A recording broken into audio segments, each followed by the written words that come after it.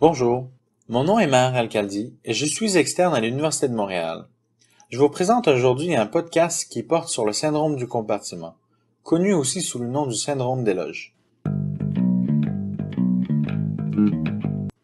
Le syndrome du compartiment est une condition dangereuse provoquée par une augmentation anormale de pression au sein d'une loge anatomique. Ainsi, le flot capillaire peut être compromis au point de rendre les muscles et les nerfs ischémiques.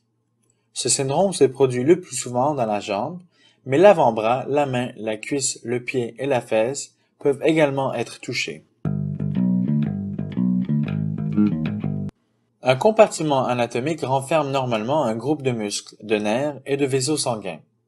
Couvrant ces structures est une membrane rigide qu'on appelle fascia. Le rôle de cette membrane est de garder les structures en place, et donc elle ne peut pas s'étirer facilement.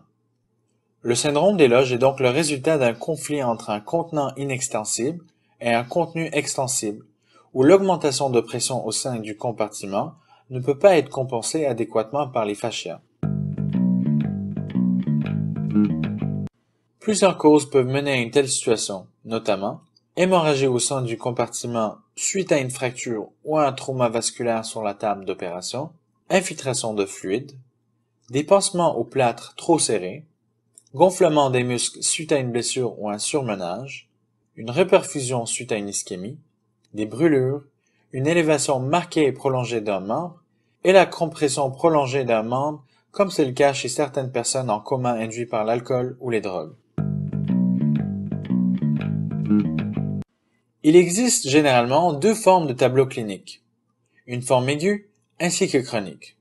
La forme aiguë arrive plus souvent et constitue une urgence chirurgicale. En raison de son évolution rapide et de sa nature agressive, des retards de diagnostic de la forme aiguë ont souvent des conséquences cliniques graves pour le patient. Une forme à évolution plus lente existe aussi.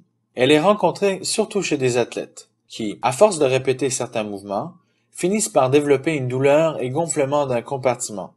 Cette forme n'est pas dangereuse et la douleur associée peut cesser lorsque l'exercice est arrêté. Dans la forme aiguë, le symptôme le plus communément mentionné est une douleur vague qui est réfractaire aux analgésiques narcotiques et sans rapport avec le niveau apparent de lésion. La douleur peut être exacerbée par étirement passif des muscles concernés. Par exemple, lorsque le compartiment antérieur de la jambe est affecté, la flexion plantaire du pied augmente la douleur. En comparant avec le membre contralatéral, le compartiment concerné est plus luisant à l'inspection et est plus tendu à la palpation. Le patient peut également se plaindre d'autres symptômes plus tardifs et non spécifiques, comme on peut s'en souvenir avec le truc mnémotechnique 4P, soit pâleur, paresthésie, paralysie et pouls absent, ou pulselessness en anglais. Un diagnostic définitif du syndrome d'éloge nécessite la mesure de pression du compartiment concerné.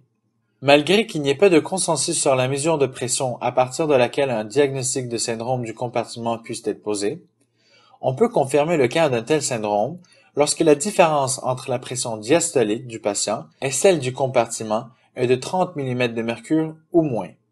Il existe quelques techniques pour mesurer la pression d'un compartiment. Elle peut se faire par exemple au moyen d'une aiguille connectée à un manomètre qui s'insère perpendiculairement au compartiment en question. Une fois le diagnostic confirmé, le recours à la chirurgie urgente est nécessaire afin de minimiser la nécrose des tissus affectés, et ce, par une fasciotomie décompressive. Ce traitement est le plus souvent efficace avec disparition des douleurs. Merci pour votre écoute.